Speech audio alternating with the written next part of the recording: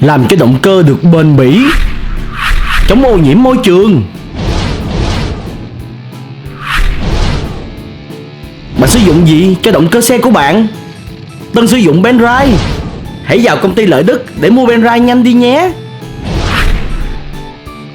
Lợi Đức, công ty phân phối dầu nhớt ngoại nhập hàng đầu Việt Nam. Hai các bạn, chào mừng các bạn đến với kênh Đinh Lăng Food and Horror trong chương trình kể chuyện ma của Tân ngày hôm nay nha. Thì hôm nay là Tân mới ngủ dậy. Chưa bao giờ có một buổi ngủ mà nó khủng khiếp như vậy. Mà mỗi lần uống cà phê vô là Tân ngủ. Tân bị ngược lại người khác, không biết sao nữa.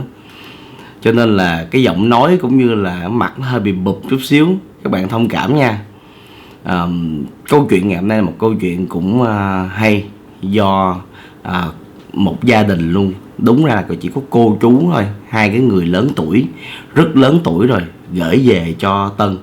Thì nhờ cái anh con trai của mình á, là nhờ vợ chồng anh con trai viết cái câu chuyện này lại, rồi chia sẻ qua kênh. Thì đã lâu rồi hôm nay Tân mới kể. Tại vì trong cái thời gian này là cái thời gian mà Tân kể về những cái hồn ma hay là những câu chuyện ma ý nghĩa, nó có liên quan đến gia đình chút xíu, sinh ly tử biệt, rồi những cái ý nghĩa ở trong cái đời sống gia đình. Thì người ta nói ma là những cái gì đó rất là đáng sợ. Không có nên tiếp xúc với những oan hồn, không nên tiếp xúc với ma cỏ. Nhưng mà có những cái nhân duyên mà chúng ta không thể nào cản được. Chúng ta buộc phải tiếp xúc bởi một cái lý do nào đó. Thì câu chuyện ngày hôm nay là một câu chuyện rõ ràng và minh chứng cho cái điều đó. Thì cô chú gửi câu chuyện này là người thân của một cái chị đã bị chết oan do bị giết vào những năm rất là xa xưa, khi mà cô chú vẫn còn khỏe mạnh. Thì chị này là con của cô chú và là chị của cái anh đã giúp cô chú viết chuyện gửi về cho chương trình. Chị này năm đó là 20 tuổi. Thì chị có xin cô chú cho chị đi chơi du lịch cùng với bạn bè ở trong trường đại học của mình. Thì cô chú cũng thấy chị lớn rồi, cho nên là cho đi là chuyện bình thường. Và không phải là chị đi lần đầu tiên. Chị đã đi ít nhất là từ năm 18 tuổi là chị này đã ra đường độc lập, đi chơi với bạn bè, rồi cũng có đi làm thêm ở nơi này nơi kia. Cho nên là cô chú cũng an tâm tin tưởng. Thì khi mà chị đi thì cô chú cũng hỏi là đi bao giờ về. Thì chị nói là con được nghỉ thứ năm, thứ sáu, thứ bảy, chủ nhật luôn 4 ngày. Thì con đi thứ năm, thứ sáu, thứ bảy, chủ nhật con về. Thì chủ nhật về ba mẹ làm gì đó ngon ngon để mà đãi con. Thì cô chú nghe vậy bình thường. Thì đi Đà Lạt đi coi như là đi 4 ngày 3 đêm vậy thôi, đi chơi với bạn bè. Thì đến ngày chủ nhật không thấy con gái mình về. Thì cô chú bắt đầu lo lắng. Gọi điện thì thời điểm đó không thể gọi điện được.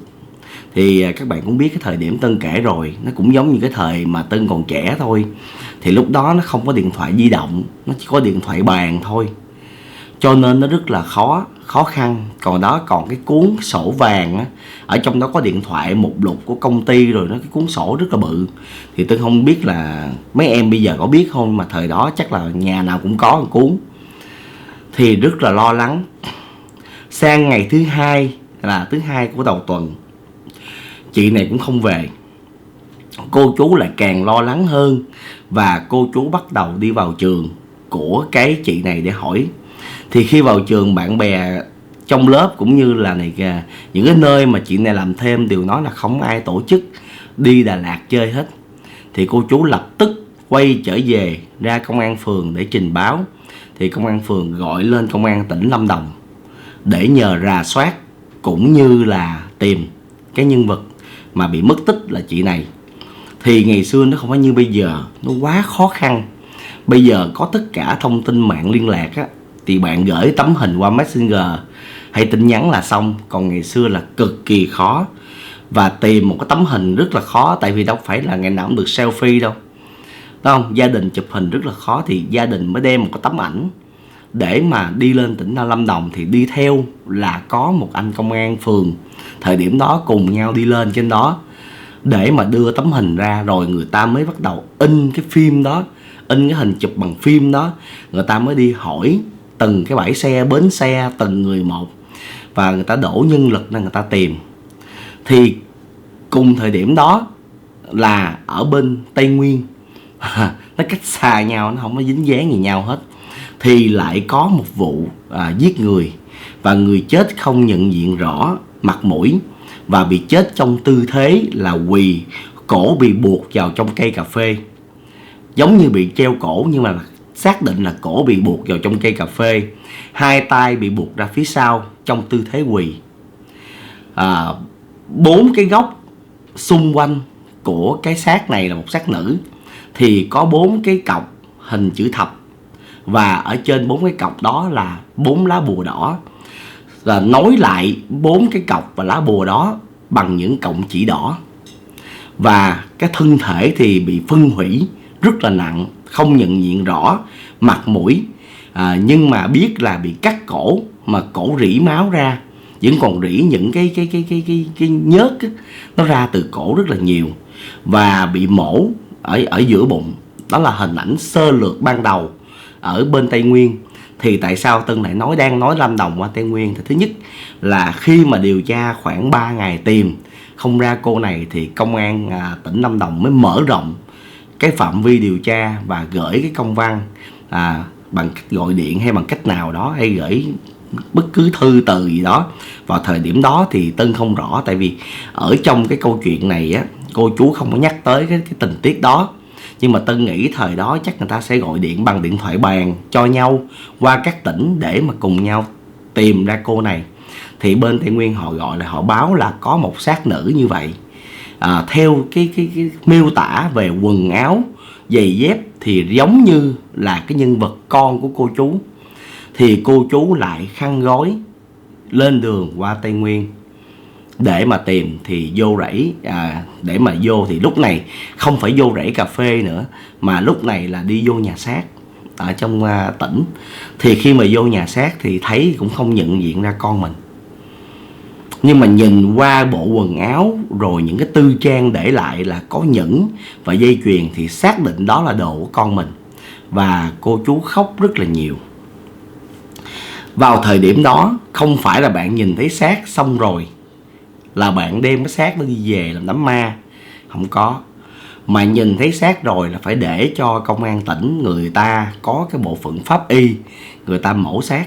Bạn phải đồng ý cho người ta mổ và ký giấy vào trong đó để xác định đính chính xác ngày giờ cô này mất, nguyên do mất, và có bất cứ cái bằng chứng nào ở xung quanh cái nơi xảy ra hiện trường hay không. Cho nên là cô chú phải ở lại nhà xác ngủ một đêm, để cho họ làm một đêm là nhanh đó. Tại vì họ biết là trong tình thế này cô chú phải ở lại đó nhiều ngày thì không được, cho nên họ cố làm cho nó nhanh để mà hoàn thành cái nhiệm vụ và tìm được hung thủ giết con cô chú.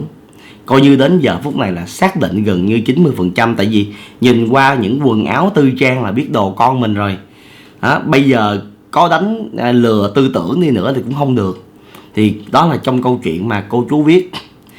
Thì đêm hôm đó cô chú ngồi ngoài hành lang của nhà xác, cô chú ngủ thì chú quá mệt.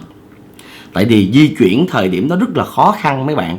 Không phải các bạn lên một chiếc xe giường nằm máy lạnh rồi các bạn đi từ nơi này qua nơi khác mà thời điểm đó là bạn phải đi xe đò. Những cái xe mà xe đò mà xe khách ngày xưa gọi là những cái chiếc gọi là cá mập đó, là chạy từ nơi này qua nơi khác. Cái mùi nó hôi và nó khó chịu lắm, và rất là mệt, đặc biệt là đi đường đèo. Phải nói cô chú đuối, cực kỳ đuối luôn. Mà bây giờ con mình mà phải tìm về chứ, nó chết ở nơi đó phải tìm nó về chứ, mà chưa biết hung thủ là ai. Thì đêm đó ngủ lại tại bệnh viện đó, đằng trước cái nơi nhà xác đó. Thì chú mệt quá, chú liệm đi, chú ngủ say, chú không biết gì hết. Còn cô chập chờn, tại vì cô khi nghe tin con mà thấy được hình ảnh của con, cô xỉu lên xỉu xuống cả một buổi, mấy buổi luôn chứ. Là cô xỉu lên xỉu xuống rất là nhiều. Cô mệt, cô đuối, nhưng cô không ngủ được. Tại vì đau quá, đau lòng quá. Con gái của mình đẹp xinh xắn mà tại sao lại chết như vậy, quá đau lòng. Thì cô ngủ không được. Cô nhắm mắt chập chờn thôi. Cô nghe chồng khuyên với lại cái anh cảnh sát mà đi chung á, ảnh khuyên là cô ráng chợp mắt chút xíu. Tại vì nếu vậy là sức khỏe rồi tình hình có chuyện gì xảy ra thì lại là phải lo cho thêm một người nữa.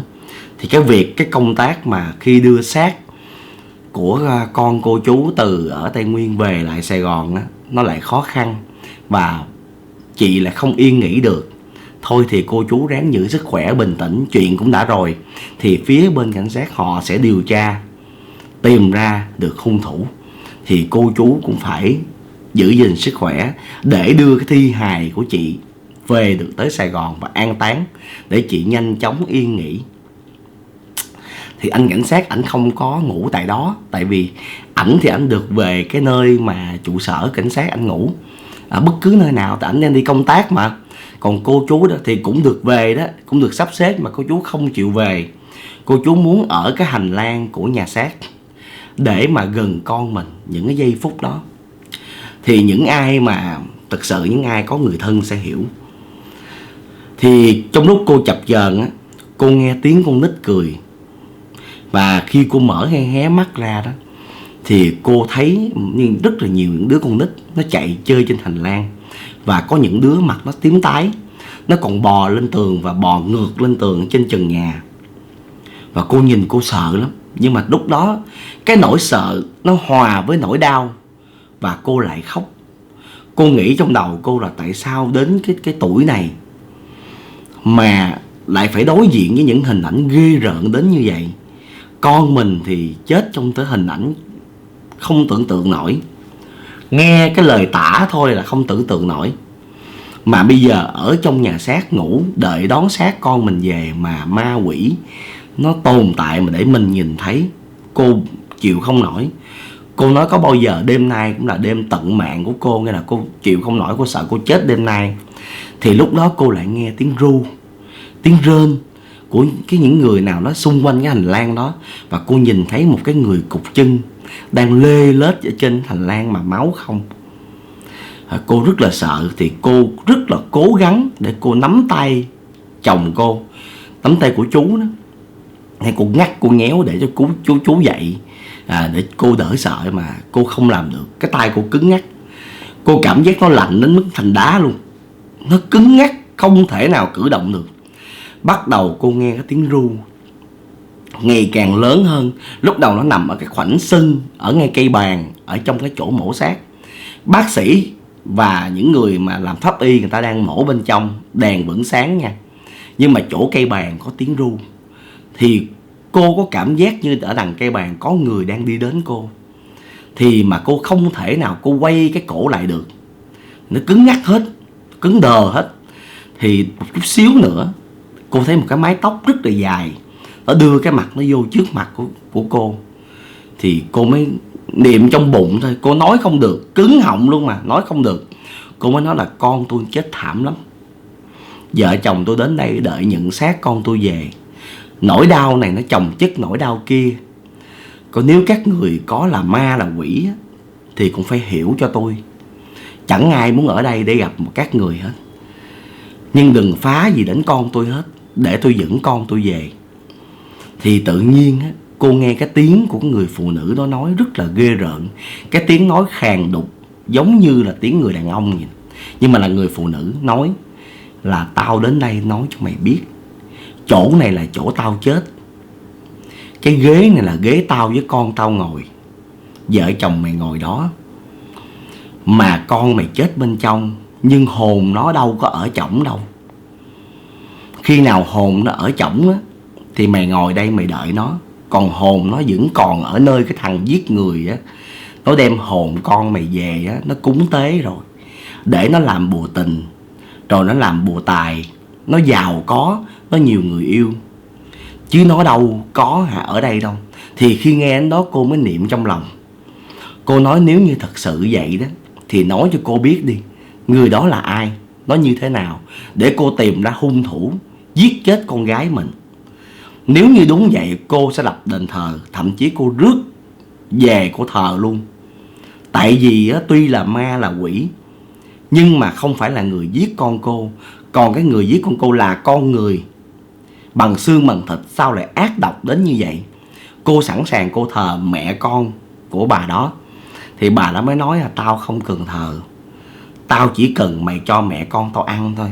Bao nhiêu năm chết ở đây không ai cúng, đói quá chịu không nổi, cúng đi, cúng tao đi tao nói cho. Thì cô nói tôi cúng, tôi chấp nhận tôi cúng, nhưng bây giờ tối không ai mua gì để cúng hết, tôi không có cúng được.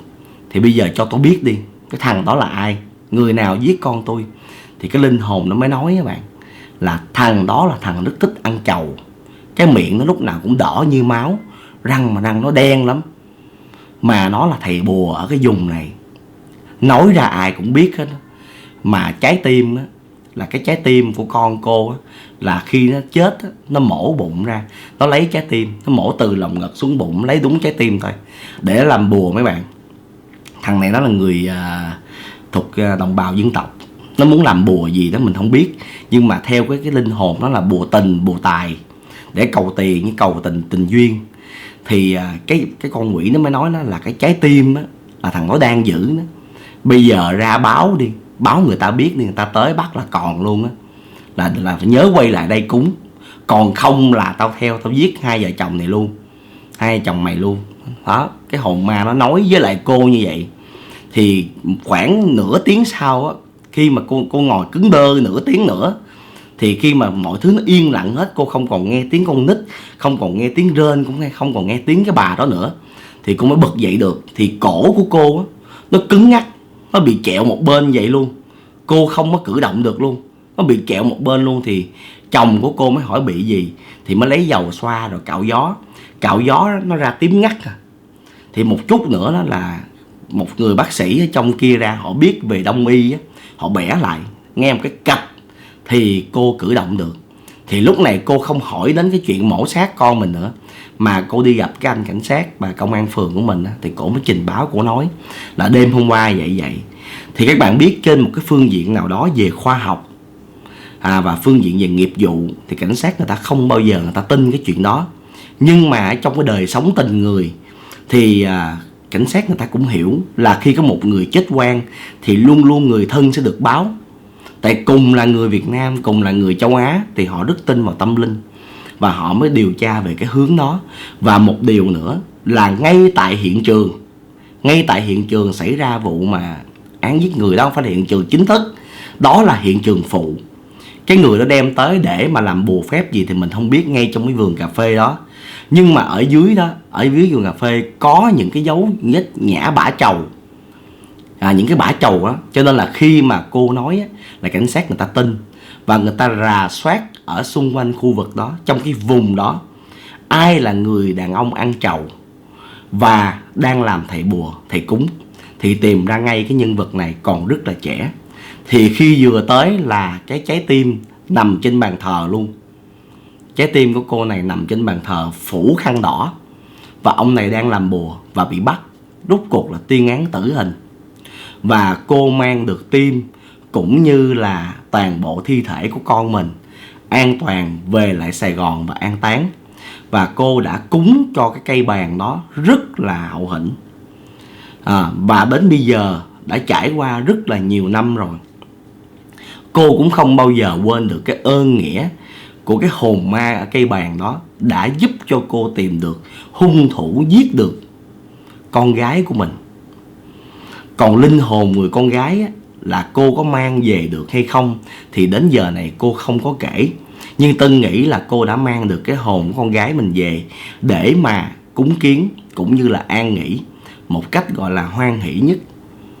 Thì năm nào cũng vậy, cô đều lên Tây Nguyên để mà vào trong đó cúng.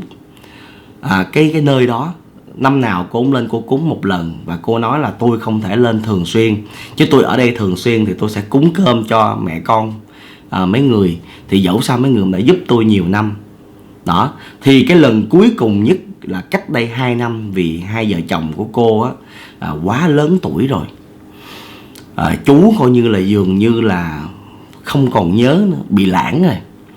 Chỉ có cô là cô còn minh mẫn, cô nhớ, tại cô nhỏ tuổi hơn chú. Thì cô mới nhờ cái cậu con trai của mình viết lại điều này. Thì thời gian gần đây nhất là cô có lên trên đó một mình cô thôi, với cậu con trai của mình, là tại vì chú lẫn là chú đi không nổi nữa, thì lên trên đó để cúng. Thì cô nói là đây là buổi cúng cơm cuối cùng, tại vì tôi già rồi, tôi không có còn cúng được nữa. Thì khi mà cô về khách sạn cô ngủ á, cô là thấy được linh hồn của hai mẹ con này, nhưng lần này thì rất là đẹp, nhìn rất là thanh thoát, rất là đẹp, không trong cái hình dạng của con quỷ ghê rợn cái ngày đó cô gặp nữa. Và họ nói là tụi tôi đã được về với Phật, đã siêu thoát, cho nên là không có cần cúng nữa. Rất cảm ơn những cái bữa cơm chay, những bữa cơm thanh tịnh mà cô đã cúng cho mẹ con chúng tôi. Là bây giờ cái hồn ma đó cũng đã về được với đất Phật, đã siêu thoát. Còn cái hồn ma mà rên rỉ mà một giò mà lết trên hành lang á, thì cô không có nhắc tới. Thì Tân nghĩ rằng cái hồn ma đó, một là cũng siêu thoát, hai là vẫn còn tồn tại ở đó. Thì Tân không thấy anh này anh kể bất cứ gì liên quan đến cái người đó, thì cho nên là Tân không có kể và Tân không còn đầu mối nữa. Thì qua câu chuyện này á, thật sự ra có rất nhiều những vụ án yêu đương tình ái bị bỏ bùa, rồi á, là bị dẫn đi một nơi nào đó rồi giết, hoặc làm những cái phong tục thì rất là nhiều. Nếu các bạn coi trên kênh YouTube thì các bạn cũng thấy những cái kênh mà về những vụ án cũng là thường xảy ra, rất là ghê rợn. Nhưng riêng câu chuyện này tôi thấy hay, tại vì đôi khi ma quỷ không có nhất thiết hại người, mà nó chỉ cần đáp ứng những gì mà nó thiếu thốn khi mà nó mất, là nó sẽ giúp cho bạn rất là nhiều trong việc thăng tiến trong công việc, hoặc tìm ra những manh mối, những người mà hại các bạn, thậm chí bảo vệ các bạn, nếu như các bạn có một cái sự tôn trọng nhất định đối với người âm. Do chúng ta xâm phạm vào cái đời sống của họ, do chúng ta không tôn trọng, cho nên họ mới phải buộc xâm phạm là chúng ta. Chứ còn bản thân họ cũng có một tâm lương thiện. Đôi khi ma tốt hơn cả người. Con người giết nhau hàng ngày chỉ vì những cái chuyện rất là vặt vãnh, tiền bạc, danh lợi. Đôi khi là một cái chuyện va chạm xe bình thường cũng rút dao giết nhau. Mạng người nó quá rẻ hay sao á? Trong khi ma quỷ thì lại không có như vậy. Khi mà bạn nhìn thấy thế giới người âm, bạn mới hiểu mạng sống nó đáng giá như thế nào, gia đình nó quý như thế nào. Nhưng mà lúc đó muộn màng. Còn bây giờ khi bạn nghe kể chuyện, bạn sẽ không bao giờ tưởng tượng được, bạn không hiểu được thì bạn đang còn sống. Còn những người mà người ta phải tiếp xúc được cái thế giới đó, hoặc thế giới đó bạn nhìn thấy được, bạn mới biết được là ma đói khổ như thế nào, quỷ đói ghê như thế nào. Thì qua câu chuyện này các bạn thấy như thế nào về gia đình này, về câu chuyện này, thì cho Tân bình luận bên dưới. Nếu thấy thích thì nhớ like, share và subscribe để kênh Tân ngày càng phát triển mạnh mẽ hơn nữa trong năm 2020 nha các bạn. Bây giờ thì bye bye và hẹn gặp lại các bạn 5 giờ chiều ngày mai nha. Bye bye.